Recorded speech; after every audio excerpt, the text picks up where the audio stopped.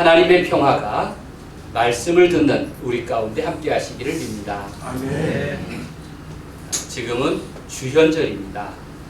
어느덧 주현절이 5째 주일이고 다음 주일은 주현절 마지막 주일입니다. 그리고 사순절이 시작됩니다. 주현절은 우리가 예수 그리스도의 신성을 닮아가는 제자됨의 길을 배우는 시간입니다. 예수님은 특별히 소금과 빛이라는 상징어를 통해서 구체적인 제자의 모습을 비유하셨습니다.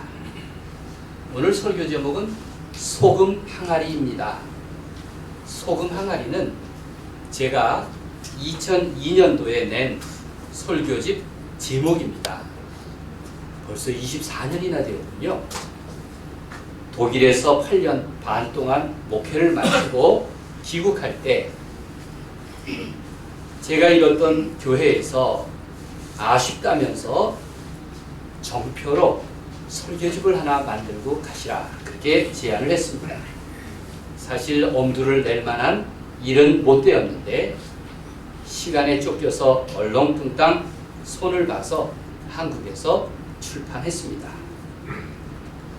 너무 부족한 마음이 들어서 제가 설교분마다 그 아래 평소 설교를 마친 후 반성문을 썼는데 그 내용을 설교문마다 그 밑에 설교 반성이라는 제목으로 실었습니다. 아마 세계에서 반성문과 함께 낸 설교집은 유일무이하지 않을까 하는 그러한 생각이 듭니다. 젊은 시절에 설교집을 내도 될 일인가 싶어서 그 민망함 때문에 2번은 내지 않겠다는 마음을 먹었습니다. 다시 그 설교집을 들춰보고 그 밑에 있는 설교 반성을 읽어보면서 내가 소금 반성을 했구나 싶었습니다. 소금 반성이 무엇일까요? 내가 건강한 소금기를 유지하려고 했구나 하는 생각이 들었습니다. 오늘은 설교에서 소금 이야기를 하려고 합니다. 오늘 본문은 예수님의 산상설교의 한 대목입니다. 특별히 예수님이 소금과 빛에 대하여 상징과 비유로 말씀하신 것은 정말 유명합니다. 13절 함께 읽겠습니다. 너희는 세상의 소금이니. 시작. 너희는 세상의 소금이니. 소금이 만일 그 맛을 잃으면 무엇으로 짜게 하리요? 후에는 아무 쓸데없어 다만 밖에 버려져 사람에게 밟힐 뿐이니라. 너희는 세상의 소금이니. 얼마나 소금이 소중하고 요긴하길래 예수님께서 하나님의 자녀들을 가리켜서 또 선한 제자들을 가리켜서 너희는 세상의 소금이니 라고 말씀하셨을까요? 이 소금에 대한 말씀은 당시 제자들에게 하신 말씀일 뿐만 아니라 이 말씀을 경청하고 있는 오늘 우리를 향해서도 하신 말씀입니다. 옛부터 소금은 소중한 물건이었습니다. 지금은 대량 생산되어서 형편없이 값이 싸지만 과거에는 그것을 국가가 관리하는 전매 사업이었습니다. 우리나라 옛날 이야기에 가장 자주 등장하는 것이 도깨비하고 소금 장수입니다. 그만큼 소금이 특별하다는 얘기죠. 우리가 봉급을 샐러리라고 하지 않습니까? 그 샐러리도 소금에서 나온 어원이 같은 말입니다. 예수님은 우리를 향해서 너희는 세상의 소금이니 라고 말씀하십니다. 이 말씀의 의미가 무엇입니까? 지금 이 세상의 참 모습이 하나님의 뜻을 잃어버리고 변질된 채 상한 상태라는 말씀 아닙니까? 신의가 깨지고 공의가 사라지고 삶의 건강성이 무너지고 있다. 그런 경고를 하신 것입니다. 그러니 너희는 세상에서 소금이 되라를 넘어서서 너희가 소금이다. 너희가 소금이다. 이렇게 말씀하신 것입니다. 그리스도인은 누구입니까? 내 안에 예수 그리스도가 살아계시다면 나는 소금 그리스도인이라고 말할 수 있을 것입니다. 예수님의 제자로서 나를 소금으로 살게 하시기 때문입니다. 예수님이 말씀하시는 소금의 의미는 무엇일까요? 예수님은 위대하고 진실한 제자의 모습을 소금으로 비유하셨습니다. 평소 가장 흔하고 값싼 것이라고 여겼던 그 소금이 예수님에게 정금보다도 보물보다도 더 으뜸으로 인정받는다니 참 놀라운 일입니다. 성경을 보면 소금 하나로 신앙의 의미를 두루 설명하고 있습니다.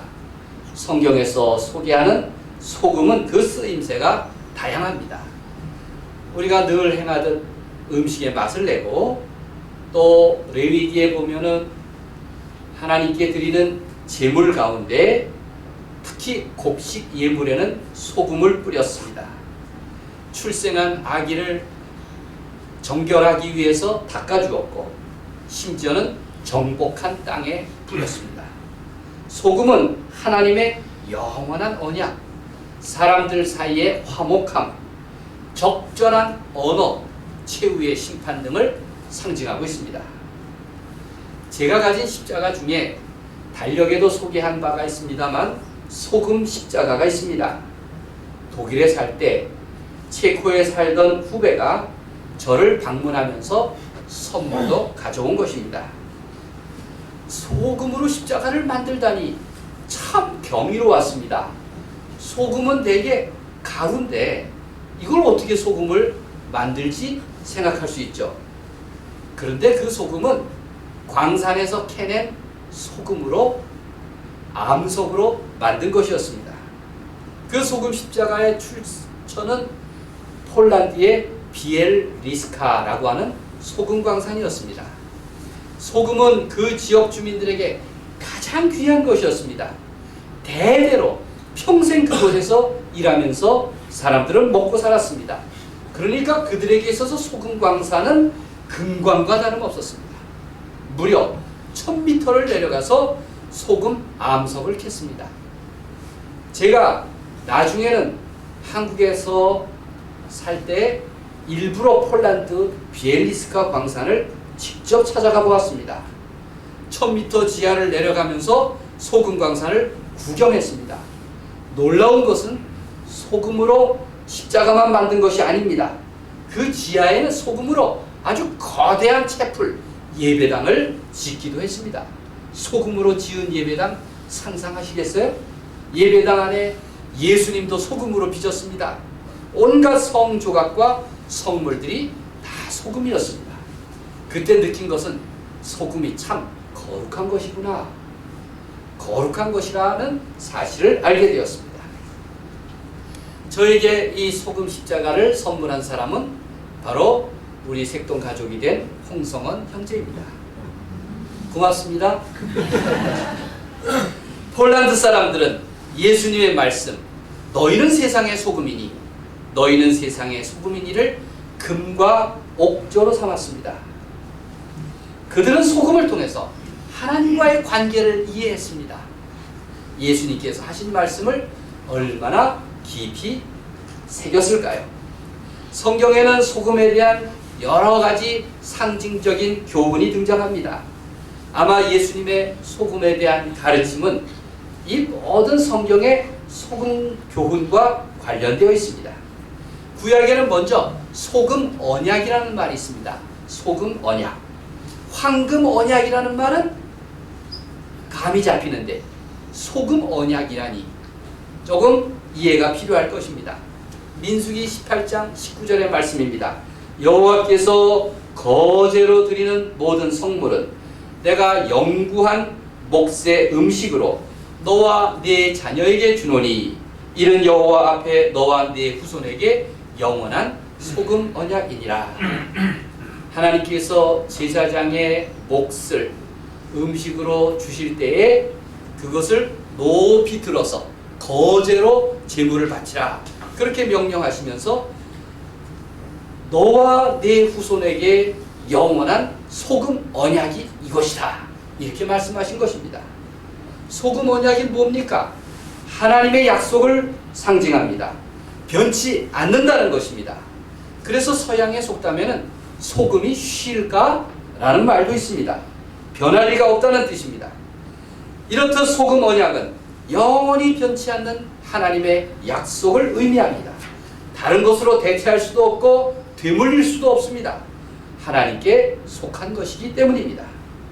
언약은 하나님과 맺은 약속입니다. 하나님은 하나님의 자녀들, 특별히 믿는 우리들과 특별한 관계를 맺으십니다. 그리고 내가 너희를 구원하고 너희에게 복을 주겠다고 약속하셨고, 또 오늘 성경 봉독에서 읽은 대로 믿는 사람들에게 하나님의 계명을 성실하게 따르라고 부탁하셨습니다. 이 약속은 예수 그리스도를 통해서 믿는 이들뿐만 아니라 모든 민족과 세상 사람들에게로 확대됩니다. 그래서 예수님의 말씀 가운데서 우리는 소금 언약을 재확인할 수 있습니다. 이렇듯 세상의 소금은 하나님과 신실한 관계를 맺은 언약 백성을 의미하고 있습니다. 또한 세상의 소금은 맛을 내는 존재를 의미합니다. 예수님은 말씀하십니다. 누가복음 14장 34절 35절 소금이 좋은 것이나 소금도 만일 그 맛을 잃으면 무엇으로 짜게 하리요? 땅에도 거름에도 쓸데없어 내버리느니라 라고 말씀하십니다. 소금의 역할은 짠맛을 내는 데 있습니다. 여러분, 우리가 소금을 소중히 여기지만 그러나 집에서 깨소금이나 참기름처럼 양념 취급을 하진 않습니다. 양념 대접을 받지 못하는 게 소금이죠. 우리 옛말에 사위 마음에 들려면 양념이 12항아리라고 하는데 그 12가지 양념에도 소금은 끼지 못했습니다. 양념은 양념인데 참 천하고 가난한 양념이었습니다. 여러분, 음식을 드실 때 굉장히 짭짤하게 드시죠? 짭짤하게 드시는 분들은 집안 형편이 좀 가난했을 것입니다. 왜냐하면 가난한 집안은 음식이 좀 짰습니다. 그래서 우리는 어렸을 적 질리도록 장아찌를 먹었습니다. 저는 장아찌만큼 이렇게 기적 같은 음식이 있을까? 그게 조금만 있어도 밥 한 그릇을 먹을 수 있잖아요. 마늘장아찌는 좀 고급스러운 거고, 오이장아찌, 무장아찌, 무슨 고치장아찌, 깻잎장아찌, 온갖 투성기로 다 장아찌를 만들어 먹었습니다. 장아찌에는 가난한 시절 우리 살림과 특별히 할머니와 어머니의 지혜가 담겨 있습니다. 예수님은 우리에게 좀 맛을 낼 줄 아는 존재가 되라고 일깨우십니다. 그 맛이 무엇입니까? 그리스도인다운 맛도 있고, 또 친구들 간에는 인간미도 있고, 그런 삶을 살라는 것입니다. 하나님을 믿는 신실함과 더불어서 지극히 인간적인 존재가 되라는 것입니다. 세상 속에서 그리스도인다운 맛을 낼 줄 아는 사람은 얼마나 소중합니까? 그래서 WCC의 성서학자인 한스 리디 웨버는 아주 유명한 말을 했습니다. 솔티 크리스찬, 소금기가 나는 그리스도인이라는 뜻입니다. 한마디로 그리스도인다운 맛을 내는 존재, 그것이 얼마나 아름다운 모습입니까? 여러분 생각해 보십시오. 여러분은 소금기가 있습니까? 사람들 사이에서 적당히 간을 배게 하고 또 그 건강한 짠맛을 느끼게 하는 그런 사람, 그렇게 맛을 내는 그리스도인이 되기를 간절히 소망합니다. 아멘. 이렇게 변치 않고 맛을 내는 소금은 동서고금에서 종교성까지 획득합니다. 신성한 상징성을 갖게 되었습니다. 그래서 그리스도교 전통에서는 어린아이에게 세례를 줄 때 세례용 성수에 소금을 타기도 했습니다. 레오나르도 다빈치의 최후의 만찬이라는 명화를 보면 그 가론 유다 곁에 있는 소금 그릇이 뒤집어져 있습니다. 그것은 배신을 뜻합니다. 우리 조상들은 초상집에 다녀오면 부정을 타지 않으려고 돌아와서 집마당에 소금을 뿌렸습니다. 또 성주신이라고 해서 아기를 낳지 못하는 여성들은 깨끗한 소금을 먹었습니다. 이렇듯 소금의 변치 않는 능력은 영원성을 느끼게 했고 심지어 신성의 경계에 이르도록 했던 것입니다. 성경에서 말하는 소금 중에 또 한 가지는 화목을 뜻합니다. 소금의 덕목 중에서 화목, 평화를 상징한다는 것은 참 놀라운 일입니다. 마가복음 9장 50절 말씀입니다. 소금은 좋은 것이로되 만일 소금이 그 맛을 잃으면 무엇으로 이를 짜게 하리요? 너희 속에 소금을 두고 서로 화목하라.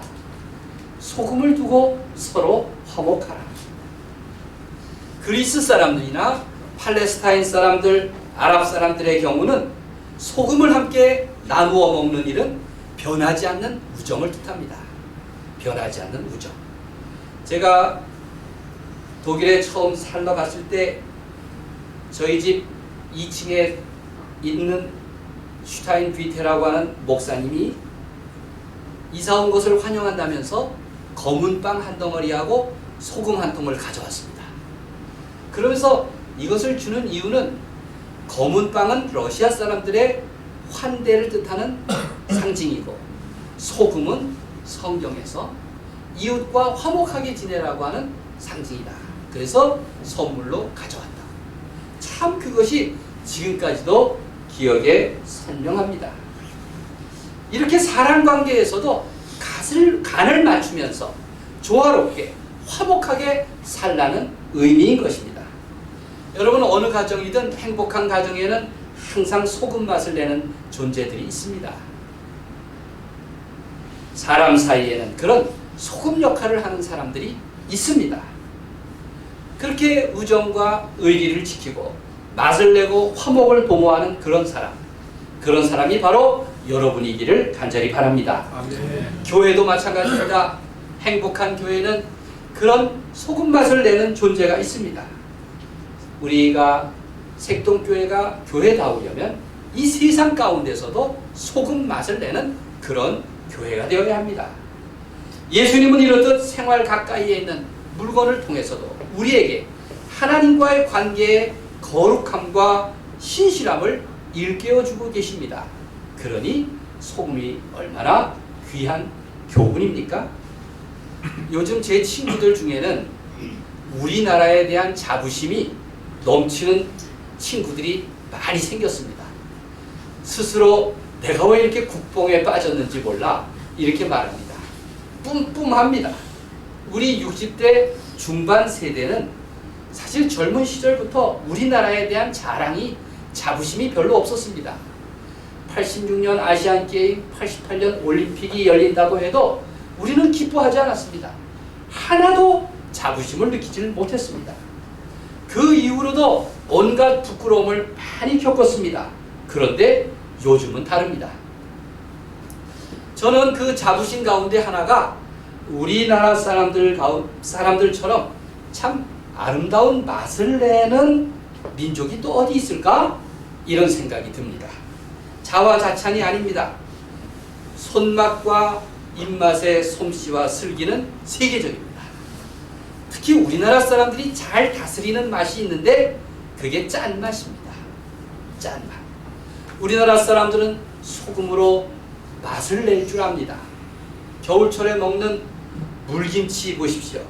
멀건 김치 국물과 그 짭짤함에 시원한 무의 싱거움이 더해져서 아주 기막히게 맛의 조화를 이룹니다.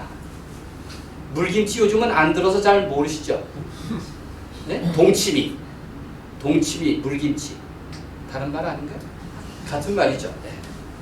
이 동치미의 맛은 정말 세계적인 거예요. 냉면 국물 맛은 또 어떻습니까?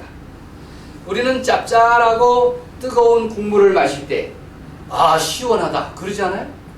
세상에 그런 느낌을 갖는 유일한 민족이 우리나라 사람들입니다.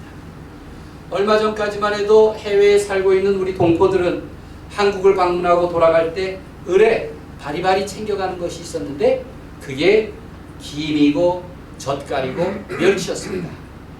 우리나라 사람들의 DNA에는 그 짠맛이 배어 있어요. 혀끝이 얼얼한 매운맛을 뭐 요즘 우리 맛이라고 생각하는데 그렇지 않습니다. 우리나라의 고추장, 된장, 간장, 액젓 모두 다 소금으로 간을 만들어냅니다. 그렇게 우리 속에는 이미 그리스도인다운 기본 DNA가 들어있지 않는가 저는 생각이 듭니다. 그런데 요즘 소금에서 사람들의 입맛이 설탕으로 바뀌어 갑니다. 그래서 우리 사회는 심각한 질환을 앓고 있습니다. 밥 잘 먹고 왜 또 빵까지 먹는지 모르겠어요. 왜 이렇게 대형 베이커리들이 많이 늘어나는지 이해할 수가 없습니다. 그래서 요즘 젊은 세대는 소금보다 설탕을 더 선호하게 되었습니다. 설탕은 어떻습니까? 소금의 겸허함과 달리 참 화려합니다. 소금과 달리 설탕에는 그 부유함, 권력이 있습니다. 여러분 영어로 데인저, 위험하다. 데인저, 위협을 우리말로 읽으면 뭐라고 합니까? 단 거. 그 데인저가 그대로 읽으면 단 겁니다. 단 거. 아주 설탕은 위험해요. 설탕은 소금과 다릅니다. 건강을 보장해주지 않습니다. 현대인의 고급병이라고 별명이 붙은 당뇨병은 그 단 것 때문에 생긴 겁니다. 요즘 아이들의 정서가 불안정하다 그러죠? 아이들이 집중력이 떨어집니다. 바로 당분 섭취를 과다하게 하기 때문입니다. 지금 뒤뚱거리는 우리 사회의 불안정성도 달콤함으로 상징되는 그 부의 치우침, 편제 때문입니다. 오늘 현대인과 우리 사회는 오늘의 세계는 심한 당뇨 증세를 앓고 있는 셈입니다. 그런데 소금은 설탕과 전혀 다릅니다. 우선 소금은 보기에도 참 겸손하죠. 소금은 한결같습니다. 소금은 스스로 자신을 녹여내려 간을 맞춥니다. 이렇게 소금은 사람들에게 좋은 본을 보여줍니다. 소금은 겸허히 자기를 낮추고 배연하고 우려냅니다. 그래서 맛을 내고 부패를 방지하고 골고루 즐거움을 나눕니다. 예수님이 말씀하신 소금은 바로 관계의 비결입니다. 그래서 소금 인생은 아름다운 법입니다. 예수님의 말씀은 더욱 절실합니다. 예수님은 너희는 세상의 설탕이니 라고 말씀하지 않으셨습니다. 너희는 세상의 소금이니. 설탕 같은 인간이 되기보다는, 설탕 같은 관계에 집중하기보다는 소금과 같은 사람이 되라. 소금과 같은 관계를 맺어라. 맛을 잃은 소금은 경계해야 합니다. 만약 우리가 이웃과 아무런 관계를 맺고 살아가는 사람이라면, 그리스도인이라면 그는 바로 맛을 잃은 소금과도 같을 것이기 때문입니다. 그런데 우리는 늘 소금을 값싸게만 취급합니다. 집에 있는 소금 항아리는 아무거나 씁니다. 빈통. 그런데 설탕 단지나 꿀 단지는 얼마나 아름답습니까? 소금은 공기나 물처럼 흔한 것이라고 여기기 때문에 가장 귀한 것이 가장 홀대를 받는 꼴입니다. 여러분의 가정에 소금 항아리는 어떻습니까? 여러분들은 그 소금 항아리에 어떤 귀한 것들을 보존하고 있습니까? 맨 처음에는 하나님의 언약을 간직하길 바랍니다. 그 다음에는 그리스도인의 맛을 간직하길 바랍니다. 그리고 그 소금 항아리 안에 여러분의 가정의 화목함을 간직하길 바랍니다. 아멘. 그게 다 소금 항아리에서 나옵니다. 그리하여 나 자신이 소금기가 있는 맛을 내는 그리스도인으로 살아가는 것입니다. 아멘. 소금 같은 사랑, 소금 인생은 얼마나 듣기에 즐겁습니까? 성경에서 빛과 소금 말할 때 빛은 성인 수준의 사람에게나 쓸만한 표현이죠. 그러나 소금 인생은 우리 모두와도 어울릴 수가 있습니다. 바라기는 여러분은 그런 맛을 내는 사람, 부패를 방지하는 정결하고 정의로운 존재, 누구에게나 의미 있는 친구로서 그런 소금 인생을 살아가기를 간절히 바랍니다. 아멘. 주현절입니다. 우리가 예수님을 바라보라, 예수님을 바라보라고 할 때 그 예수님을 바라본다는 것은 무슨 의미일까요? 닮아가는 것이고 배우는 것이고 믿는 것이고 따르는 것일 겁니다. 천성으로는 가능하지 않습니다. 내가 새로운 삶의 전환을 결심함으로써 가능할 것입니다. 이를 위해서 나는 조금 더 낮아지고 조금 더 배어나고 조금 더 녹아져야 할 것입니다. 이미 우리에게는 그런 DNA가 있습니다. 하나님의 은혜로 그런 소금의 가치와 진실을 담은 예수님의 제자의 삶을 살아가는 우리가 되기를 주님의 이름으로 간절히 축원드립니다. 아멘. 기도하겠습니다.